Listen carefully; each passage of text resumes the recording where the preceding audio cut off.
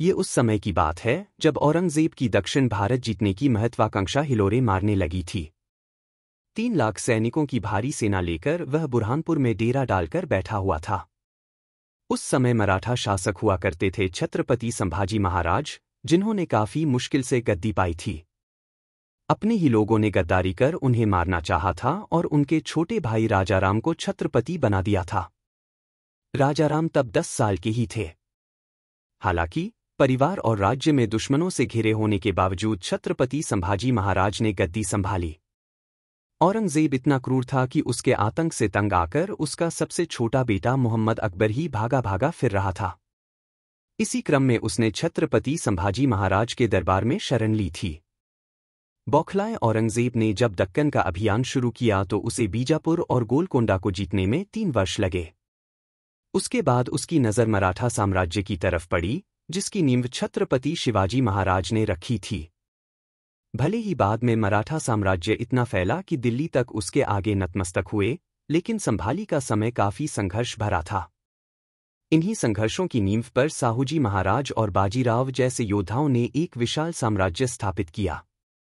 1687 खत्म होते होते मराठा मुथल युद्ध के घाव दिखने लगे थे। छत्रपति संभाजी महाराज के सेनापति हम्बीर राव मोहिते ऐसे ही एक युद्ध में वीरगति को प्राप्त हुए। छत्रपति संभाजी महाराज चारों तरफ से मुगलों से घिरे हुए थे और उनकी गतिविधियों की सूचना गद्दारों के माध्यम से औरंगजेब को लगातार मिल रही थी। संगमेश्वर पर अचानक से मुधल लड़ाका मुढर्रब खान ने धावा बोला और उन्हें बंदी बना लिया। वो 1 फरवरी 1689 का दिन था। संभाजी महाराज और कवि कलश को जोकरों की वेशभूषा में ऊंट पर बिठाकर मुधल कैंप में घुमाया गया। इस दौरान उनका अपमान करने के लिए ड्रम्स और नगाड़े बजते रहे। औरंगजेब ने छत्रपति संभाजी महाराज के सामने कई मांगें रखीं और कहा कि अगर उन्होंने बात मान ली तो उनकी जान बख्श दी जाएगी। छत्रपति संभाजी महाराज से उनका सारे किलों को मुगलों को देने को कहा गया। उनसे कहा गया कि वे उन सभी मुगलों के नाम बताएं जो मराठा से मिले हुए हैं। साथ ही वे मराठा के छिपे हुए खजाने का पता बताएं, ऐसी भी शर्त रखी गई। उन्हें इस्लाम कबूल करने को भी मजबूर किया गया। छत्रपति शिवाजी महाराज की तरह ही हौसले अपनाते हुए छत्रपति संभाजी महाराज ने ये सब मानने से इनकार कर दिया।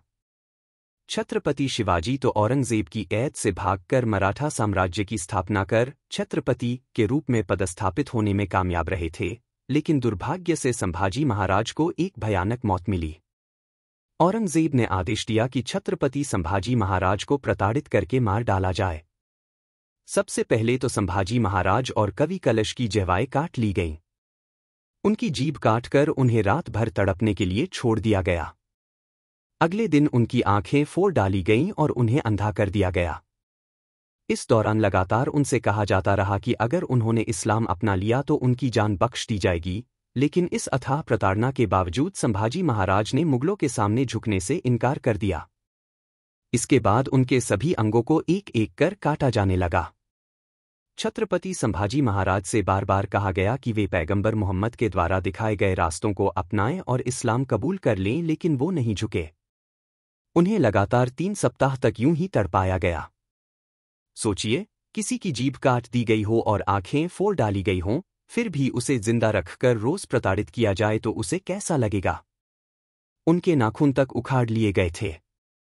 कहा जाता है कि अपने शुरुआती दिनों में संभाजी महाराज उतने लोकप्रिय राजा नहीं थे, लेकिन हिंदुत्व और राज्य के लिए उन्होंने जो सहा, उससे उन्हें न चाहने वाले भी उन्हें पूजने लगे।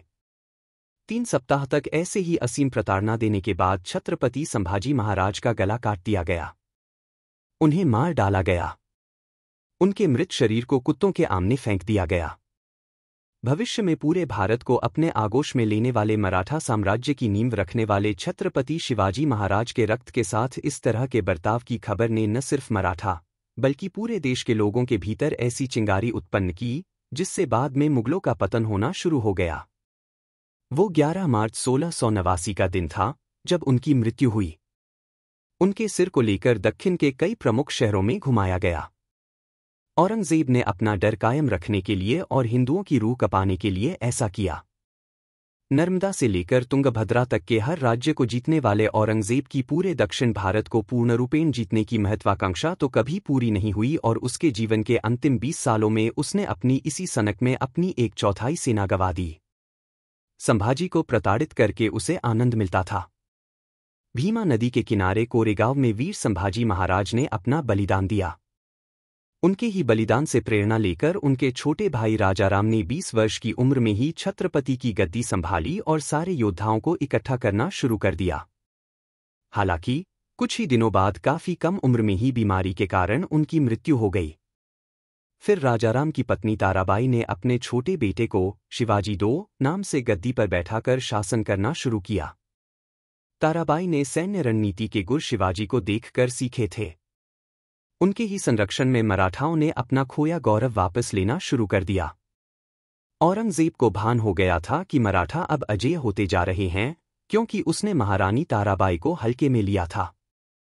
राजाराम की मृत्यु के बाद मुगलों ने एक दूसरे को मिठाइयाँ खिलाई थीं। औरंगजेब को जब मराठा की बढ़ती ताकत का एहसास हुआ, तब तक उसके दोनों पांव कब्र में थे और वो लाचार हो गया था। संभाजी महाराज की मृत्यु के बाद उनकी पत्नी और बेटे साहूजी को औरंगजेब ने बैद कर लिया। जब औरंगजेब की मौत हुई तो करीब 2 दशक बाद साहूजी महाराज रिहा हुए। मुगलों ने उन्हें यूं तो ये सोचकर रिहा किया था कि वो दिल्ली के कहे अनुसार काम करेंगे, लेकिन साहूजी महाराज ने छत्रपति का पद संभालते ही मुगलों को नाकों चने चबाना शुरू कर दिया। वे अपने दादा छत्रपति शिवाजी महाराज जैसे योद्धा साबित हुए और उन्होंने 40 साल से भी समय तक राज किया।